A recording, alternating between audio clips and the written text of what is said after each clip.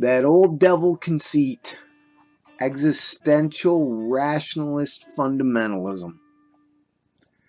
I struggle to make my rationalist detractors realize they are as dogmatic about their scientific beliefs as any religious fundamentalists.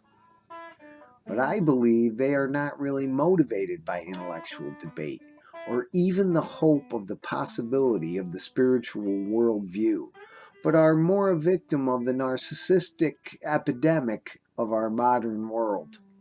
The rationalist believes first in their certainty that they are correct without question, because science is smart and spirituality a childish wish. They are proud of their courage to bravely face the inevitability of being worm food and of there being nothing in the universe but a mechanical, purposeless fury, full of sound and motion, signifying nothing. When I refuse to submit to this conceited tyranny, I am cruelly insulted and arrogantly dismissed.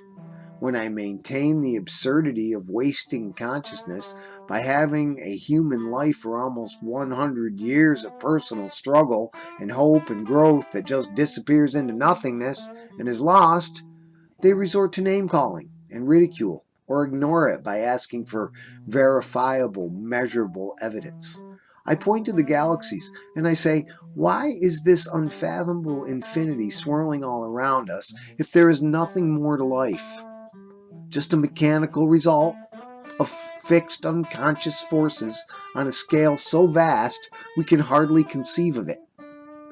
Then I say that the structure of galaxies and galaxy clusters are neurons and synapses in our brains, and the root systems of a forest is the lattice or pattern of cosmic consciousness, and that we have a dual nature proved by the double-slit experiment in physics that shows that there are two states of matter, as a particle of physical matter or as a limitless waveform of energy, and that the particle decides which state it is in through the scientist's own expectations of what he or she expects it to be.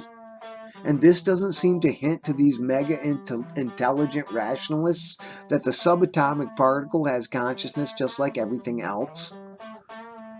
I saw my murdered little sister's spirit dancing on the clouds the day she was buried. And I saw her step into the light, and I wasn't dreaming. On the day John Lennon was assassinated in New York City, I said 3 hours before he died that when John Lennon dies, I'll be old, to a friend. They will never convince me that the wonder of the living, loving universe is not real, and that their tiny cube of Newtonian reality is all there is to life. The irony is that these people, like Woody Allen, are perverse, trying to hang on to their youth and resenting the evolution of consciousness to more mature expressions.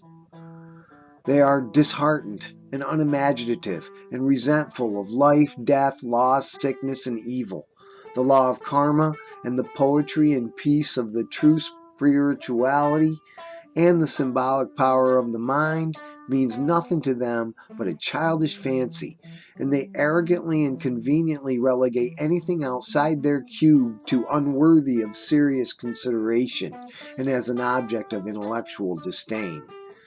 They truly share the same arrogance as the myth of Satan, where their tiny ego thinks it could make the universe a much better place if they were in charge, and they overcompensate for their hopelessness by hating religion and all the rich and wise traditions of wisdom from all the cultures of the world, and they sit in their dark and fireless cave of cold hard facts, the great pragmatic king, and feel oh so safe and oh so right and so courageous watching shadows on the cave wall and saying that that is all there is to life, and hating life for the fact that one day they have to die and go into nothingness, when in fact they do not. They go on and on forever like everything else. Infinity within infinity, wrapped in an immortal and cyclic, ever fresh and transforming eternity.